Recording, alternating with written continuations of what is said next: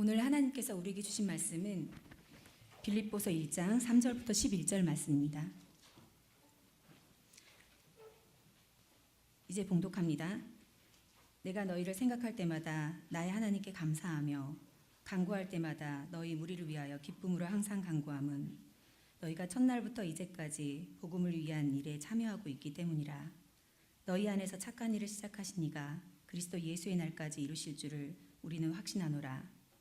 내가 너희 무리를 위하여 이와 같이 생각하는 것이 마땅하니 이는 너희가 내 마음에 있음이며 나의 매임과 복음을 변명함과 확정함에 너희가 다 나와 함께 은혜에 참여한 자가 됨이라. 내가 예수 그리스도의 심장으로 너희 무리를 얼마나 사모하는지 하나님이 내 증인이시니라. 내가 기도하노라. 너희 사랑을 지식과 모든 총명으로 점점 더 풍성하게 하사 너희로 지극히 선한 것을 분별하며 또 진실하여 허물 없이 그리스도의 날까지 이루고 예수 그리스도로 말미암아 의의 열매가 가득하여 하나님의 영광과 찬송이 되기를 원하노라. 아멘. 하나님께서 이 말씀을 통해 우리에게 은혜 주시기를 원합니다. 사랑의 주님, 오늘 주님께서 들려주시는 귀한 말씀을 듣는 시간입니다. 이제 우리의 마음속에 주님을 향해 문을 열고 들려주시는 그 말씀 잘 새겨진 말씀으로 이 세상 주의 백성답게 하나님의 자녀답게 살아갈 수 있도록 주님 함께하여 주옵소서. 예수님의 이름으로 기도드립니다. 아멘. 사랑하면 기도하세요. 오늘 말씀의 제목입니다.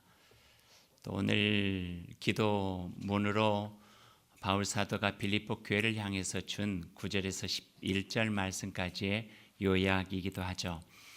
3절에서 11절 말씀까지를 셋으로 나눠서 오늘 세 번째 말씀 여러분과 함께 나누겠습니다. 9절에서 11절 말씀 오늘도 쉬운 성경으로 본문의 말씀을 한 번 더 읽어드리겠습니다. 여러분을 위해 기도합니다. 여러분의 사랑이 나날이 커지고 그 사랑으로도 풍성한 지식과 통찰력을 갖게 되기를 기도합니다. 선함과 악함을 분별하여 선한 것을 선택할 줄 알게 되어서 그리스도께서 오시는 날에 깨끗하고 흠없는 모습으로 서게 되기를 기도합니다. 또한 예수 그리스도께서 인정하시는 의의 열매를 하나님께 영광과 찬송으로 올려드릴 수 있기를 기도합니다. 짧지만 아주 강력한 기도문이에요. 바울 사도가 꽤 좋아했어요, 이 기도문을. 그래서 옥중에 있으면서 에베소 교회에게도 이 기도문으로 기도했고요. 물론 문구는 조금씩 달라요. 또 빌립보 교회는 오늘처럼 기도했고 골로새 교회를 향하여서도 이와 비슷한 내용을 가지고 기도하고 있어요. 한번 비교해서 읽어보면은 그것도 유익하리라 하는 생각을 갖게 돼요. 이 기도문은 2000년 전에 바울 사도 그때 상황 속에서만 유효한 것이 아니라 어쩌면 오늘 우리가 살아가는 삶에서도 필요한 기도문이겠다는 생각도 해봅니다. 이 내용마다 우리가 살아가는데 정말 필요한 내용들이 많이 담겨져 있거든요. 셋으로 나눠보면 이런 기도예요. 만약에 여러분의 가족을 위해서 기도한다든지 여러분의 자녀를 위해서 기도한다면 이렇게 기도하는 거죠. 하나님께 기도드립니다. 나의 사랑하는 가족, 나의 사랑하는 자녀들이 사랑이 더욱더 넉넉해지고 풍성해짐으로 세상을 살아갈 수 있는 지식과 통찰력 갖게 해주시고 또 그들의 마음속에 선한 것을 잘 구별할 수 있는 분별력을 가지고 그의 삶의 끝에서 그리스도 예수님 만날 때까지 진실되고 허물 없이 살아갈 수 있는 귀한 삶이 되기를 소망합니다. 그래서 마지막 날에 그 인생의 의의 열매 가득하고 하나님께 드릴 수 있는 그 열매로 인하여 그의 인생이 하나님께 찬송이 되고 영광이 되기를 소망합니다. 이 기도예요. 이 기도. 좋죠?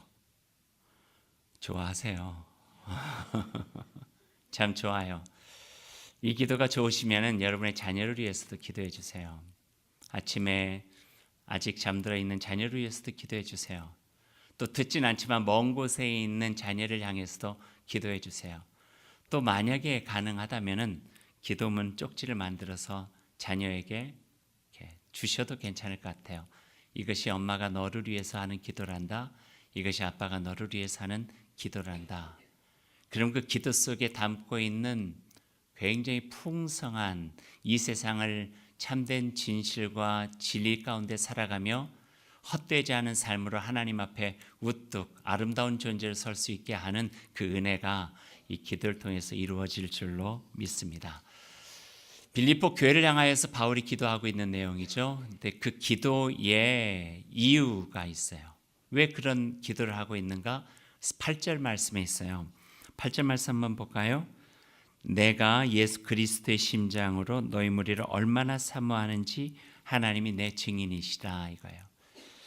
여기에서 8절과 9절을 연결시켜서 제가 오늘 설교 제목을 따오게 되었습니다. 예수 그리스도의 심장으로 너희 무리를 얼마나 사모하고 사랑하는지. 사랑하기 때문에 바울은 기도해요. 사랑하면 기도해야 돼요. 그들을 사랑하니 그들을 위해서 기도드리게 된 것이죠. 이런 질문 한번 해볼까요? 이런 질문 같지도 않은 질문일 수 있는데 그래도 한번 들어보세요. 여러분은 가족을 사랑하세요? 질문 같지도 않다 그랬잖아요. 뭐 이걸 예, 아니요로 대답할 수 있는 건 아니죠. 가족 사랑이야 우리에게 있어서 본래적인 마음이죠. 원천적인 마음이고요. 자녀를 사랑하세요? 결혼하셨다면은 얼마나 사랑하겠어요? 바울 사도가 빌립보 교회를 향하여서 예수 그리스도의 심장으로 사랑한다 했는데 그보다 덜 하겠어요? 그보다 더 하겠어요? 더하면 더했지 덜하지 않는 마음이 자녀를 향한 사랑, 가족을 향한 사랑일 거예요. 그런데 이렇게 또 질문을 바꿔볼 수 있어요. 그렇다면 여러분은 사랑하는 자녀를 위해서 진실한 마음으로 기도하고 계세요? 이렇게 이제 질문을 조금 더 확장시켜 볼 수 있죠. 사랑한다면 기도하는 거죠. 왜 기도해야 되느냐면요. 우리가 할 수 있는 그 사랑의 한계가 있기 때문에 그래요. 아무리 사랑해도 해줄 수 있는 한계가 있어요. 아이들 아침 먹고 학교 간다고 집 밖에 나가봐요. 아무리 사랑해도요. 할 수 있는 게 별로 없어요. 그저 염려와 걱정이에요. 차 조심해야 돼. 학교 가서 친구들하고 싸우지 마. 좋은 관계 맺어야 돼. 선생님 말씀 잘 들어야 돼요. 요즘도 그 말 하는지 모르겠어요. 선생님 말씀 잘 들으라고. 하여튼 우리가 가지고 있는 염려와 걱정들을 표현할 수 있는데 이게 과다하게 표현되어지면요 간섭도 되고 또 지나친 부분이 될 수도 있어요. 근데 하나님을 믿는 사람들이 그 사랑을 표현하는 방법을 성경은 기도라고 가르쳐줘요. 어느 때까지 기도해야 되냐면요 원수를 사랑하고 너를 핍박하는 사람을 위해서 기도하라. 그러니까 원수까지도 사랑하는 마음을 가져야 되는데 그 사랑하는 마음이 내 안에서 드러나지 않으면 기도하라는 거예요. 그러니까 사랑은 기도하게 만들고 기도하면은 그 사랑이 더 풍성해진다 하는 말씀이 성서에서 우리에게 말씀하고 있는 바예요. 그게 하나님께서 가르쳐 주신 사랑법이에요. 사랑법. 사랑하면 기도하십시오. 자녀를 사랑합니까? 기도하세요. 아내와 남편, 배우자를 사랑하세요? 기도하세요.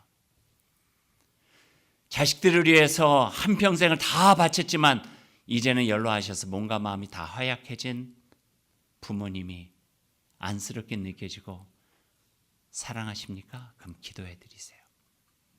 기도가 우리의 한계 있는 사랑을 완성시켜 나갈 수 있는 굉장히 좋은 사랑 표현법이라고 성경은 가르쳐주고 있는 거예요.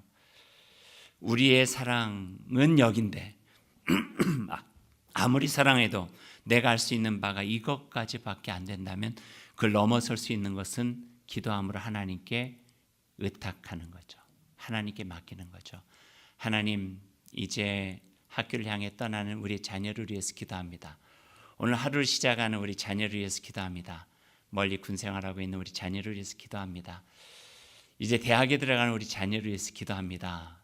생각하면 생각할수록, 뉴스를 들으면 들을수록 이 생각 저 생각 5만 가지 생각이 마음을 불안하게 만들고 이러면 어떡하나 저러면 어떡하나 염려와 걱정이 가득 찰 때 그것을 그 사랑을 하나님께 맡겨 기도드림으로 인하여 우리의 사랑이 보완이 되고 완전해 갈 수 있다. 그렇게 성경은 이야기를 하고 있는 거예요. 그래서 사랑하라는 거죠. 오카는 목사님이 그 기도를 이렇게 비유를 했어요. 차 있죠, 차. 운전하지 않으셔도 차는 어느 정도 아실 것 같은데 차에 여러 가지 부속품이 있는데 옥 목사님이 차의 두 부속품으로 그 기도하는 것에 대해서 비유를 하셨어요. 하나는 핸들이고 또 하나는 예비 타이어예요. 예비 타이어는 언제 필요한 겁니까? 응급처치죠.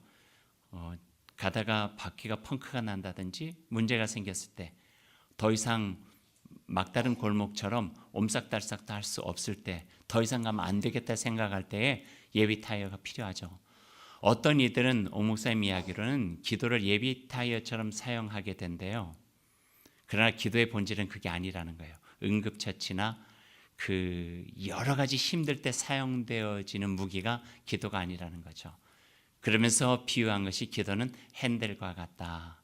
핸들은 내가 가야 될 방향으로 가기 위해서 잡고 왼쪽으로 걷기도 하고 오른쪽으로 걷기도 하고 똑바로 가기도 하고, 기도를 드리는 사람은 방향을 알게 된다 하는 거예요. 그때그때마다 위기를 모면하는 힘이 기도가 아니라 방향을 바로 잡아 온전한 길로, 오늘 성경 말씀의 마지막 기도문처럼 의의 열매 가득한 우리의 마지막의 인생의 보람을 위하여서 방향을 바로 잡고 갈 수 있는 것이 바로 기도라는 거예요. 그래서 기도는 응급처치처럼 드려지면 안 되고, 기도는 일상의 삶으로 쉬지 말고 기도하라 하신 말씀처럼 드려질 때 우리가 갈 길과 살 길을 구별하고, 해야 될 일과 하지 말아야 될 일들을 구별하고, 있어야 될 자리와 가지 말아야 될 자리를 구별하면서 마지막 때에 그리스도의 날에 하나님께 드릴 수 있는 아름다운 열매 맺는 힘이 되어진다. 이렇게 성경 우리에게 말씀해 주고 계세요. 그 인간관계도 마찬가지예요. 하나님을 사랑하기 때문에 그 사랑에 속한 자로서 늘 기도하고 있다면은 인간관계도 마찬가지죠. 누군가를 사랑하잖아요. 사랑할 때 내가 필요할 때만 연락하면 그 사랑이 진짜 사랑이에요? 아니죠. 한참이나 연락 없던 사람이 전화가 왔어요. 이런저런 물어봐요. 야, 오래간만이다. 뭐 어떠니 저쩌니. 근데 마지막에 어떤 이야기예요? 혹시 너, 그게 본론이에요. 그걸 위해서 기도한 거예요. 나에게 돈 좀 빌려줄 수 있니? 내가 이번에 어디를 했는데 이걸 좀 도와줄 수 있어? 그러면 라고 말을 하지만 속으로는 그렇죠. 뭐 평상시 때 한 번도 연락 안 하다가 지금 제가 급하니까 연락한다고. 선한 마음으로 도와줄 수는 있겠지만 마음이 불편한 것은 사실이죠. 예비 타이어와 같은 관계 속이 관계가 갖고 있는 한계예요. 핸들은 뭐예요? 마찬가지로 일상적인 거죠. 누군가를 사랑한다고 보세요. 사랑하면 보고 싶어요. 이야기 나누고 싶어요. 함께하고 싶어요. 늘. 이게 사랑이에요, 사랑. 그러니까 인간관계 속에서도 기도도 마찬가지예요. 누군가를 위해서 기도한다고 하는 것, 물론 응급처치적인 기도도 필요할 때도 있겠지만 그 사랑 안에 그 사람을 늘 머물게 하고 생각하고 기도하는 것, 이것이 필요하다는 거예요. 옥중에 있다 할지라도 바울 사도는 오늘 빌립보 교회를 향하여서 기도하고 있는 거예요. 예수 그리스도의 심장이 내 안에 그를 사랑하는 증거가 된다면 늘 그들을 생각하며 기도할 수밖에 없다. 이렇게 표현하고 있는 거죠. 그럴 때 우리의 한계를 넘어서서 그 사랑을 온전하게 해주세요. 더해 주시는 거예요. 그러므로 인하여서 어쩔 수 없는 그런 상황들을 이겨나갈 수 있는 능력으로 기도가 발휘된다 하는 거예요. 그래서 기도는 능력이에요. 그래서 기도는 능력이에요. 한번 따라해 보십시다. 기도는 능력이다. 좀 더 크게, 기도는 능력이다. 어떤 능력인가 하면은요, 예수님처럼 막 손을 막 대면은 막 병이 낫고, 또 물고기 2마리 보리떡 5개 그 기적처럼 뭐가 막 생겨나고, 이런 능력 아니에요. 기도의 능력은 어떤 내가 사랑하는 사람의 마음속에 하나님이 계시게 하는 능력이에요. 하나님을 기억하게 하는 능력이에요. 좌절하고 힘들 때 다시 일어날 수 있도록 용기를 불어넣어주는 능력, 이게 기도예요. 헛된 삶 가운데서 다시 돌아와서 예수 그리스도의 십자가를 향하여서 자기의 인생을 가장 소중히 이루어갈 수 있는 그 길을 향하여서 힘차게 나아갈 수 있도록 돕는 능력이 바로 기도예요. 그래서 기도 가운데 있는 사람들은 이렇게 흔들리고 저렇게 흔들릴 수 있지만 그럼에도 불구하고 하나님을 믿고 살아가는 참된 구원의 기쁨과 소망을 가지고 살아갈 수 있다. 이렇게 성경은 이야기하고 있어요. 그래서 기도해야 돼요. 자녀가 아무리 멀리 있어도 기도해야 돼요. 흔들리고 있어도 기도해야 되고 잘하고 있어도 기도해야 되고 가족을 위해서도 기도해야 돼요. 그것이 하나님 안에서 복된 인생으로 살아갈 수 있는 좋은 길, 선한 길이기 때문에 그래요. 찬송가 275장 있어요.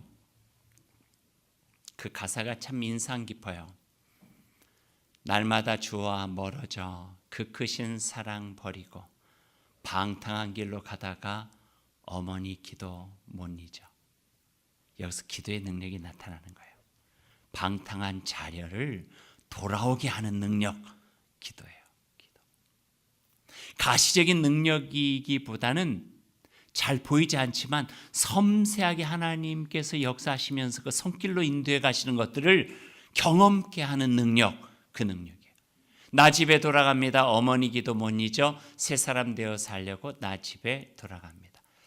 어쩌면 여기에 계신 분들 중에서도 젊은 시절에 이쪽 저쪽으로 잘 살아가시다가 이건 아닌데 엄마가 나를 위해서 한 기도가 있는데 하면서 혹시 이 자리로 다시 돌아오신 분은 없으신지요?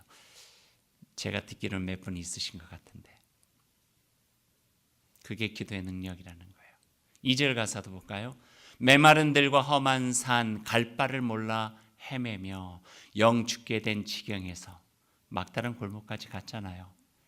내가 이렇게 사는 것은 사는 게 아니다 라고 할 때 갑자기 그 마음속에 떠오른 어머니의 기도, 자녀를 위한 기도, 눈물로 드렸던 기도, 새벽제단에서 드렸던 기도, 생각하며 드렸던 기도. 그때는 듣기조차 지겨웠는데 뭐 그 아무런 힘도 없는 기도 왜 하세요? 그런데 그 기도가 그 마음에 되살아나면서 나 집에 돌아갑니다. 어머니 기도 못 잊어 새 사람 되어 살려고 나 집에 돌아갑니다. 기도는 능력이래요. 3절 한번 보세요. 내 죄를 담당하신 주 새 소망 비춰주시니 내 기쁨 정성 다하여 주 이름 찬송하네.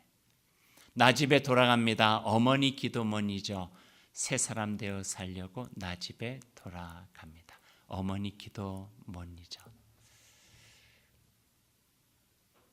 자녀를 위해서 기도하세요. 그 기도가 자녀가 하나님 안에서 복되게 살아가는 힘이에요. 방하고 그 헤맬 때 갈 길 살 길 찾을 수 있는 능력 이거예요. 그 기도가 있을 때 부모와 자녀 그 기도 가운데서 하나가 되고 위로받고 격려받고 온전하게 하나님 안에서 그 인생을 보람있게 의 열매 맺으며 살아갈 수 있는 풍성한 인생으로 가꾸어 주신다고 성경 말씀하고 있고 그것을 위해서 오늘 예수 그리스도의 심장으로 사랑하는 그 큰 사랑을 가지고 바울 사도가 빌립보 교회를 향하여 기도하고 있어요. 옥중에서 자기 삶을 추리기도 쉽지 않은 그 상황 속에서 여러분의 사랑이 바울 사도의 빌립보 교회를 향한 사랑만 못하나요? 여러분의 가족 사랑, 여러분의 자녀 사랑, 여러분의 부모 사랑, 여러분의 교회 사랑. 그 사랑이 여러분의 기도로 연결되어져서 그 사랑을 완성시켜 나가고 기도를 통해서 우리에게 허락해 주시는 주의 은총 꼭 경험할 수 있기를 바랍니다. 그래서 저는 이렇게 말씀드릴 수 있어요. 오늘 제목처럼 누군가를 사랑하시나요? 그러면 기도하세요. 진심을 담아 기도하세요. 바울의 세 가지 기도 내용을 좀 더 살펴보죠. 그 기도 가운데 어떤 기도를 드리고 있는지를 한번 보십시다. 첫 번째 기도 내용이에요. 9절 말씀 한번 볼까요? 9절 같이 읽죠. 내가 기도하노라 너희 사랑을 지식과 모든 총명으로 점점 더 풍성하게 하사. 쉬운 성경으로 읽어드릴게요. 한번 잘 들어보세요. 여러분을 위해 기도합니다. 여러분의 사랑이 나날이 커지고 그 사랑으로 더 풍성한 지식과 통찰력을 갖게 되기를 기도합니다. 저는 이 구절을 읽으면서 다른 구절들보다 아마 서너 배는 더 읽어봤을 거예요. 그리고 이쪽 번역서 저쪽 번역서 또 원어까지도 한번 찾아보면서 어떤 의미가 있는가를 더 잘 알기 위해서 봤어요. 그렇게 주목하며 보면서 알게 된 중요한 사실 하나를 갖게 됐어요. 저는 지금까지 일반적으로 다른 사람들 다 그렇게 생각하지만 지식이나 통찰력은 책을 많이 읽거나 많이 배우거나 또는 지식이 많이 있을 때 갖게 되는 거라 생각을 한 거예요. 학교를 많이 다니고 책을 많이 읽고 또 여러 가지 배움이 많을 때 갖게 되는 거, 얻어지는 것이 지식과 통찰력이다. 그런데 한 가지 더불어서 살아가면서 풀리지 않는 것 하나는 많이 배우고 많이 아는 사람들에서 느껴질 수밖에 없는 어떤 메마름? 많이 배우고 많이 하는데 왜 이렇게 이기적이지? 자기만 옳다 여기는 뻣뻣함? 그것이 불편했어요. 이건 아닌 것 같은데 라고 하는 생각을 가졌는데 오늘 이 말씀을 들으면서 깨달았어요. 그건 바로 사랑이에요. 사랑의 결여예요. 지식 중요해요. 통찰력 중요해요. 그런데 그 속에 사랑이 결여되어 있으면은 그것은 충분한 지식과 충분한 통찰력이 되지 않는다. 오늘 이 말씀을 하고 있는 거예요. 그래서 바울 사도가 빌립보 교회를 향하여서 기도해요.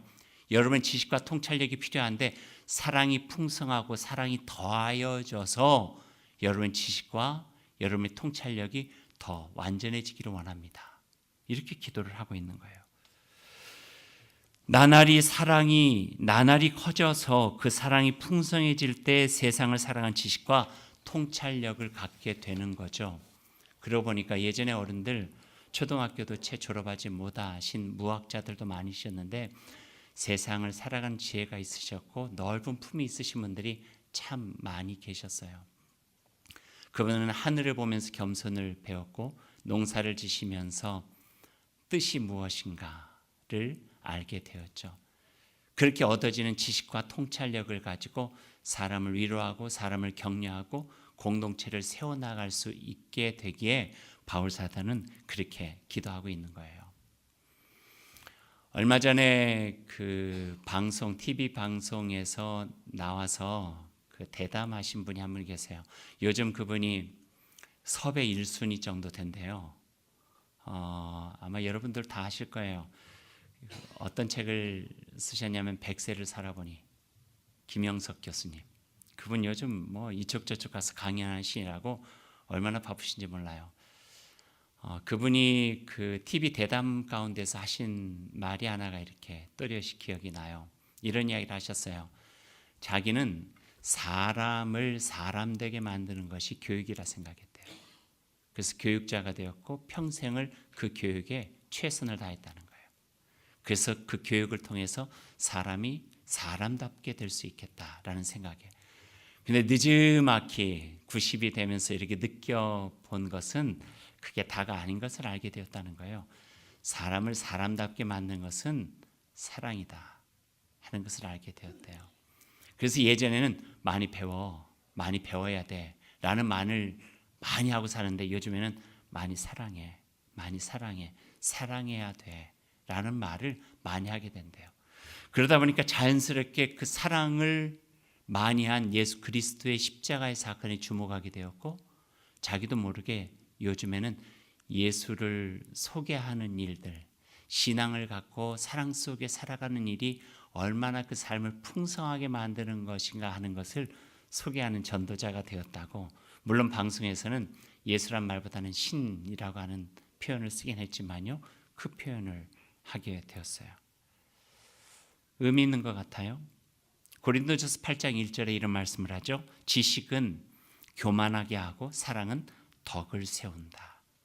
지식과 사랑이 함께 성장하지 않으면 온전해질 수 없다는 거예요. 지식 필요 없다 하는 이야기 아니에요. 배우는 거 필요 없다 하는 이야기 아니에요. 배우고 지식 속에 사랑이 함께 같이 있을 때에 온전한 신앙, 온전한 인격, 온전한 성품, 온전한 삶을 살아갈 수 있도록 돕는다는 거예요. 그래서 바울 사도가 하고 있는 기도의 첫 번째가 하나님, 저들이 사랑이 더 풍성해지고 더 넉넉해져서 지식과 통찰력을 가질 수 있도록 해 주십시오. 그렇게 기도를 하고 있는 거죠. 두 번째 기도예요. 두 번째 기도 10절 말씀 같이 한번 읽을까요? 너희로 지극히 선한 것을 분별하며 또 진실하여 허물 없이 그리스도의 날까지 이르고, 여기에서는 앞에는 조건절이고요, 뒤에는 결과예요. 앞에 조건, 지극히 선한 것을 분별하며 살아가면 단서조항이죠. 그 다음에 진실하여 허물 없이 그리스도의 날까지 이르게 된다. 이런 표현으로 의미 있게 쓰여져 있어요.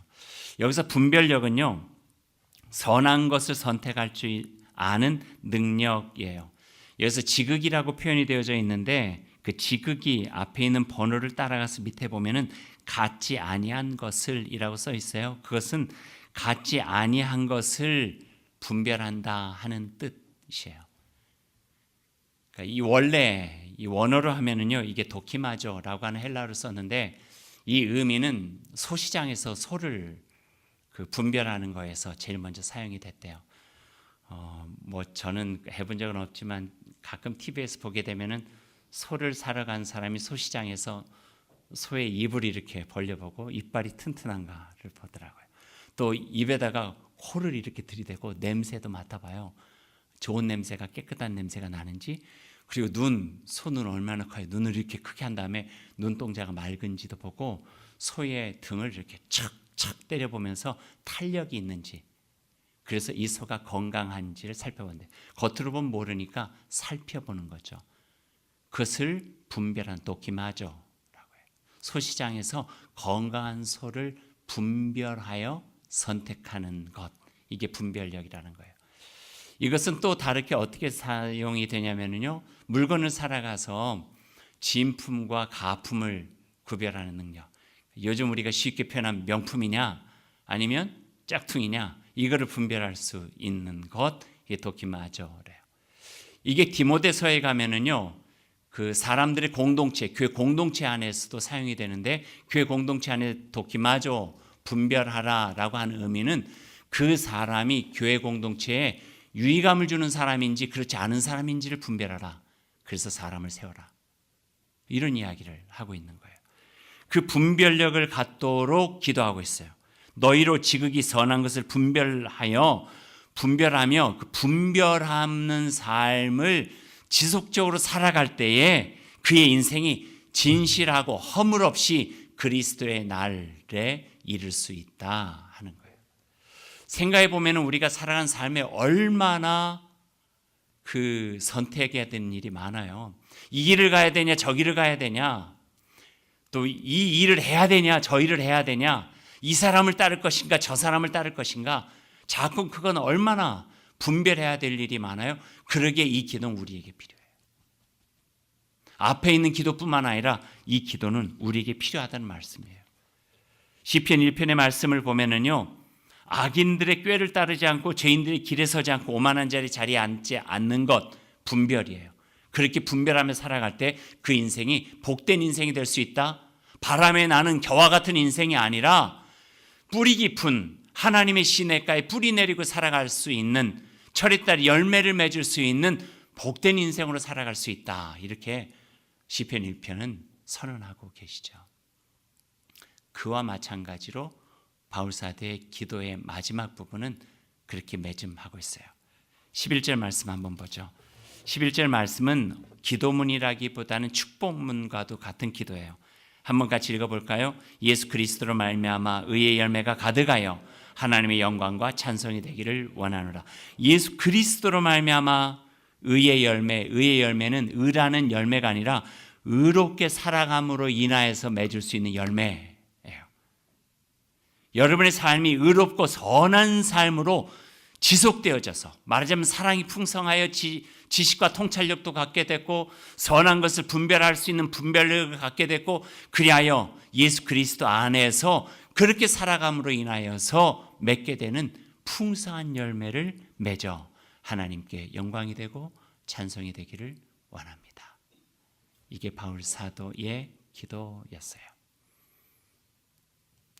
이 기도문이 때로는 경쟁해야 되고, 또 판단하고 분별하고 이렇게 저렇게 미혹될 수밖에 없는 이 세상, 한 치 앞도 우리가 장담할 수 없는 이 세상을 살아가는 우리라면, 우리의 자녀라면, 우리의 가족이라면, 또 우리의 모든 삶이라면 여러분이 이 기도를 꼭 마음에 담고 여러분을 위해서도 기도하시고, 여러분의 자녀를 위해서도 기도해 주시고, 가족을 위해서도 기도해 주시고, 교회 공동체를 위해서도 기도해 주셔서 그 삶의 끝에서 하나님께 영광과 찬송이 되는 아름다운 일들이, 의의 열매 가득할 수 있는 복된 삶이 될 수 있도록 여러분 함께 해 주시기를 원합니다.